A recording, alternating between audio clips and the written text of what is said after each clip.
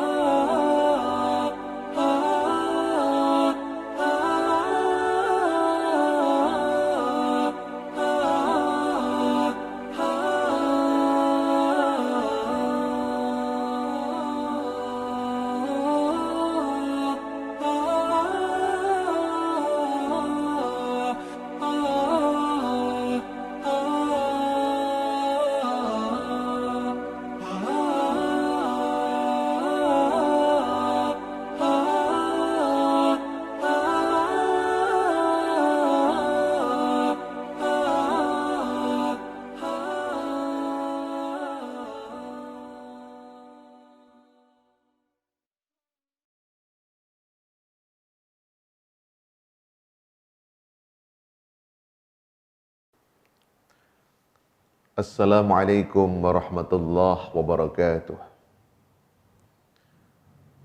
Alhamdulillahilladzi an'amana bi ni'matil iman wal islam wa faddala bani adama bil ilmi wal amali ila jami'il alam. Allahumma shalli wa sallim ala sayyidina Muhammadin khairil anam wa ala alihi wa ashabihi wa duriyatihi ya nabi'al ulumi wal hikam. Subhanaka la ilma lana illa ma'allamtana innaka antal alimul hakim. Kaum muslimin muslimat yang dirahmati Allah Subhanahu wa taala. Puji syukur kehadirat Allah. Shalawat teriring salam semoga senantiasa tercurah limpahkan keharibaan pembawa pelita Islam, junjungan agung baginda Rasulullah Muhammad sallallahu alaihi wasallam, para keluarga, para sahabat serta para pengikutnya hingga di akhir zaman. Kaum muslimin muslimat yang dirahmati Allah Subhanahu wa taala. Salah satu di antara nama yang disematkan atas bulan suci Ramadan. Bulan suci Ramadan disebut juga sebagai Syahrul Maghfirah, yakni bulan ampunan Allah Subhanahu wa taala. Kenapa bulan suci Ramadan ini disebut sebagai bulan ampunan Allah? Karena di bulan suci Ramadan ini Allah Subhanahu wa taala menjanjikan sejumlah amal yang dilakukan di bulan ini akan bisa menghapuskan dosa kita. Sebagaimana sabda Rasulullah Muhammad sallallahu alaihi wasallam, "Man shoma Ramadhana imanan wa ihtisaban ghufira lahu ma taqaddama min dhanbi."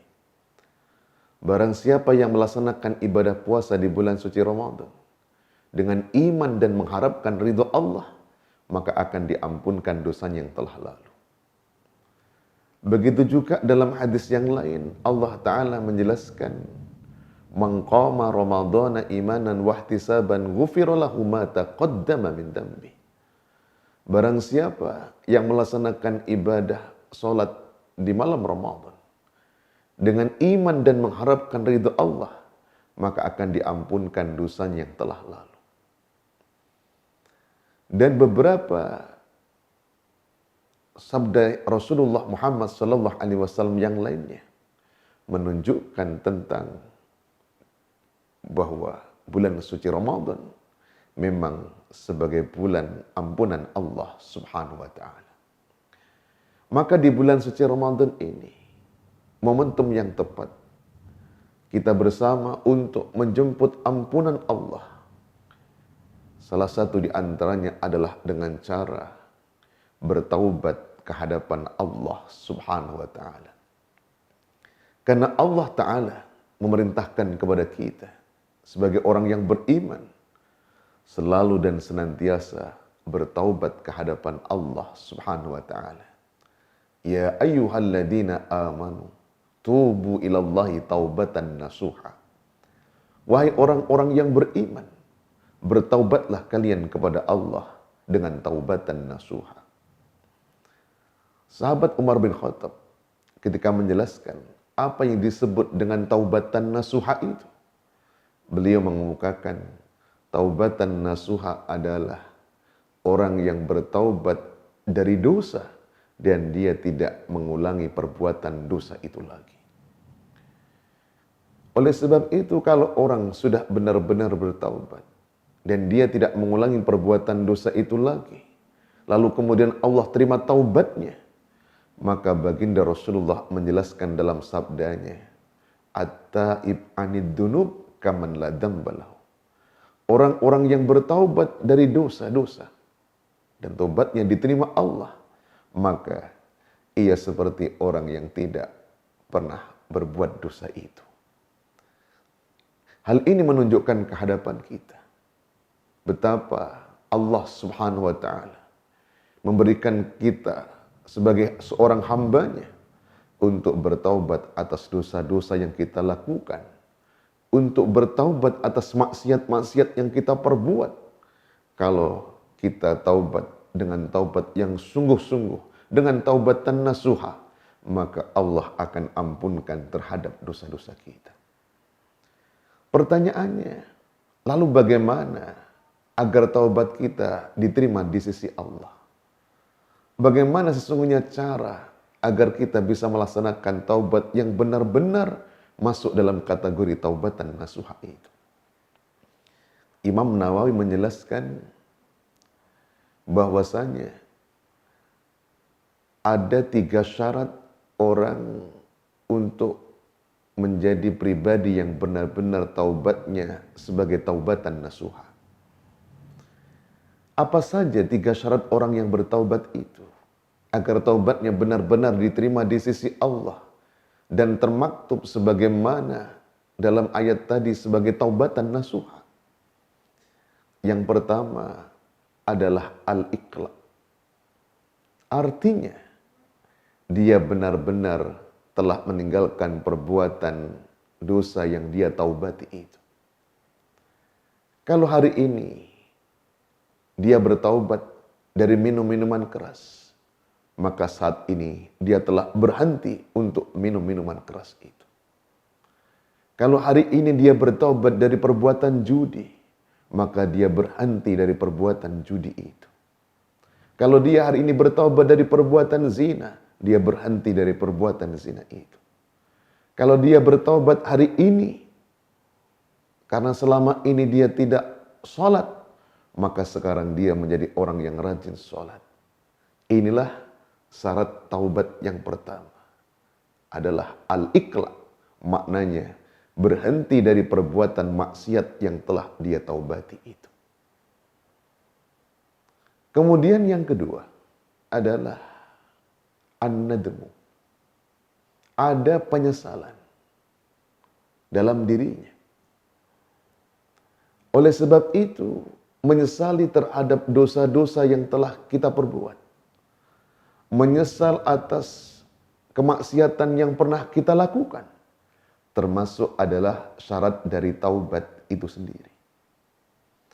Oleh sebab itu, apabila kita pernah punya masa lalu, pernah kita berbuat maksiat, di masa lalu kita pernah berbuat dosa, lalu saat sekarang kita ingin bertaubat, maka ingat salah satu caranya haruslah kita menyesali atas perbuatan dosa dan maksiat itu. Maka berhati-hatilah pada saat kita bercerita tentang masa lalu yang terkait dengan perbuatan maksiat kita. Karena kadang-kadang orang bercerita tentang masa lalunya. Lalu ceritanya menunjukkan seolah-olah bukan menyesali kepada kemaksiatan itu. Tapi dari kata-katanya justru mencerminkan dia membanggakan atas kemaksiatan itu. Tidak sedikit dalam kenyataan hidup ada orang bercerita, saya dulu penjudi. Tapi saya dulu ketika menjadi penjudi hebat saya. Menang terus. Nggak ada orang yang bisa mengalahkan saya. Ya. Yang seolah-olah mencerminkan, membanggakan atas kemaksiatan yang telah dilakukan. Maka berhati-hati. Sebaiknya terkait dengan masa lalu kita dengan maksiat, tidaklah kita ceritakan. Apalagi sampai kita membangga-banggakan kepada kemaksiatan itu. Karena ingat, syarat taubat itu diterima di sisi Allah. Harus ada an-nadm. Dia menyesali atas kemaksiatan yang dilakukan. Karena pada saat dia berbuat maksiat, berbuat dosa, dia menyesal. Kenapa? Karena hakikatnya dia telah melawan hukum Allah subhanahu wa ta'ala. Dia menyesal karena telah melanggar terhadap apa yang dilarang oleh Allah subhanahu wa ta'ala. Ini kenapa kita perlu menyesali terhadap perbuatan dosa yang kita lakukan pada masa lalu kita, kalau kita sedang bertaubat ke hadapan Allah Ta'ala. Kemudian yang ketiga, syarat taubat untuk bisa diterima di sisi Allah, menjadi taubatan nasuha, harus ada azam, ada niatan yang kuat untuk tidak mengulangi perbuatan dosa itu lagi. Maka sering dikatakan, jangan sampai orang bertobat itu seperti taubatnya orang dari makan sambal. Ada orang habis makan sambal pedas. Dia katakan taubat. Pedas betul sambal ini.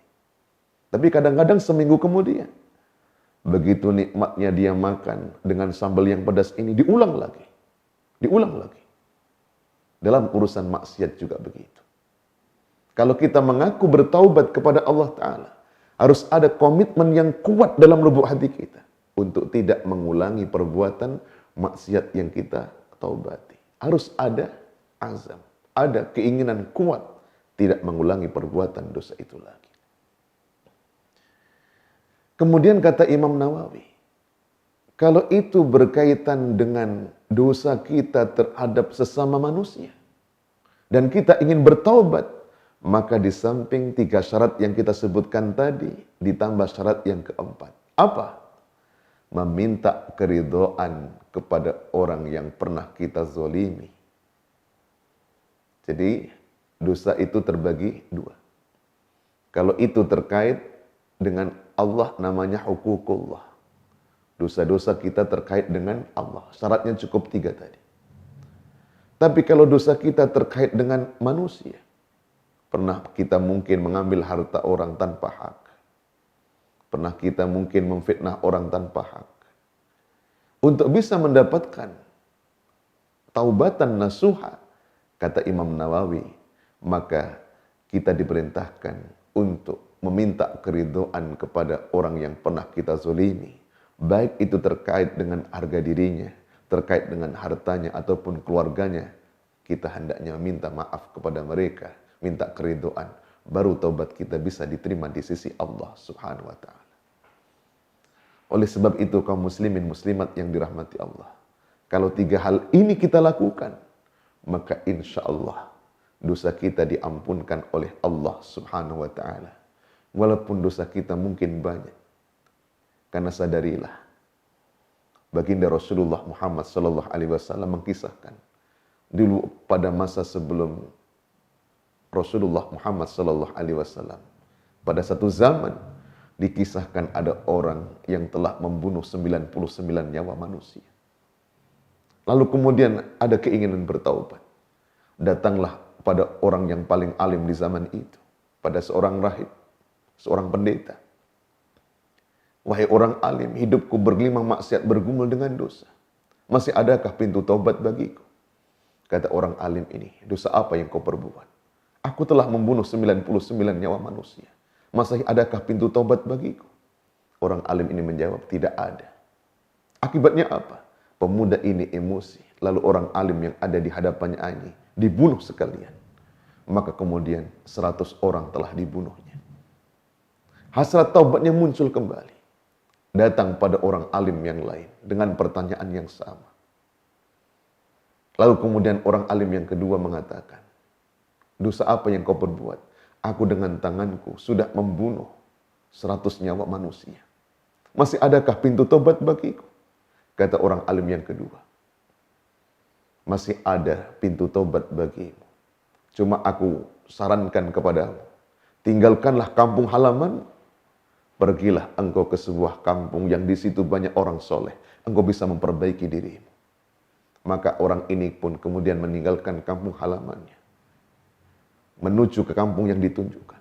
Tapi sayang seribu sayang, di tengah perjalanan, Israel mencabut ajalnya. Dia menghembuskan nafas terakhir, meninggal dalam keadaan belum sampai ke kampung tujuan taubat. Apa yang terjadi? 2 malaikat turun. Malaikat rahmat mengatakan, orang ini matinya dalam keadaan husnul khotimah, bagus, karena sedang dalam perjalanan taubat. Tapi yang satunya malaikat azab mengatakan, orang ini matinya su'ul khotimah, buruk akhir hidupnya. Kenapa? Karena dia belum pernah berbuat baik sesudah pelaksanaan perjalanan ini. Belum ada kebaikan yang dilakukannya setelah dia taubat ini. Pada akhirnya apa yang terjadi? Lalu turunlah malaikat sebagai penengah, karena 2 malaikat ini beda pendapat, yang pada akhirnya diukur jaraknya. Kalau dia meninggal sudah lebih dekat kampung tujuan taubat, maka dihitung husnul khatimah. Tapi kalau dia meninggal lebih dekat kampung asal dia berbuat maksiat, dihitung su'ul khatimah. Ternyata dia menghembuskan nafas terakhir, dihitung jaraknya sudah lebih dekat dengan kampung tujuan taubat, maka dihitung sebagai husnul khatimah. Kisah ini menunjukkan kehadapan kita. Bukan berarti silahkan berbuat maksiat banyak-banyak, ada ampunan Allah. Bukan itu tujuannya. Tapi siapa tahu ada yang putus asa dari ampunan Allah. Ternyata ada orang yang dosanya lebih banyak. Kalau datang kepada Allah dengan taubatan nasuha, Allah masih bersedia menerima taubat seorang hambanya.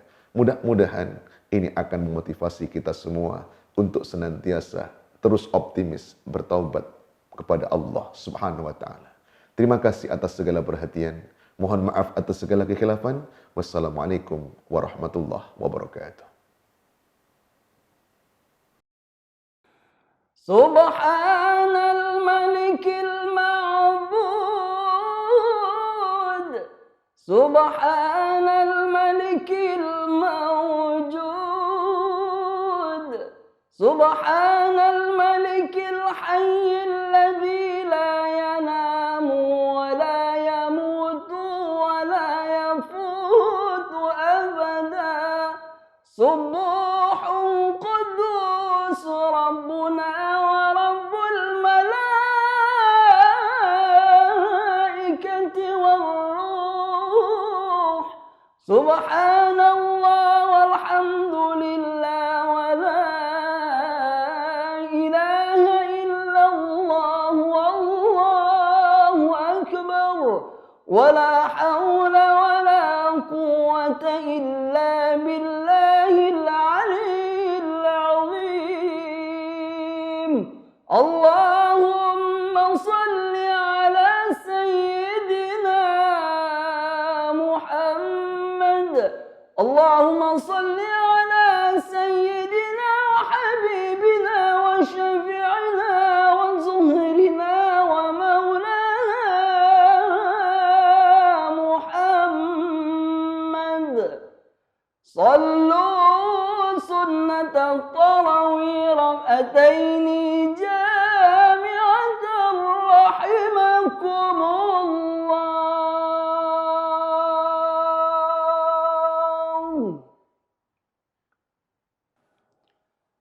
A'udzu billahi minasy syaithanir rajim. Bismillahirrahmanirrahim. Wa idza salaka ibadi anni fa inni qarib أجيب دعوة الداع إذا دعاني فليستجيبوا لي وليؤمنوا بي لعلهم يرشدون.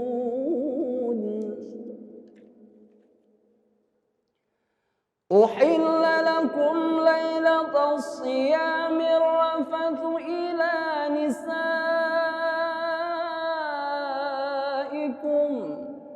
هن لباس لكم وأنتم لباس لهن علم الله أنكم كنتم تختانون أنفسكم فتاب عليكم وعفى عنكم فالآن باشروهن وابتغوا ما كتب الله لكم وكلوا واشربوا حتى تبين لكم الخيط الأبيض من الخيط الأسود من الفجر ثم أتموا الصيام إلى الليل ولا تباشروهن وأنتم عاكفون في المساجد تلك حدود الله فلا تقربوها كذلك يبين الله آياته للناس لعلهم يتقون. ولا تأكلوا أموالكم بينكم بالباطل وتدلوا بها إلى الحكام لتأكلوا فريقا من أموال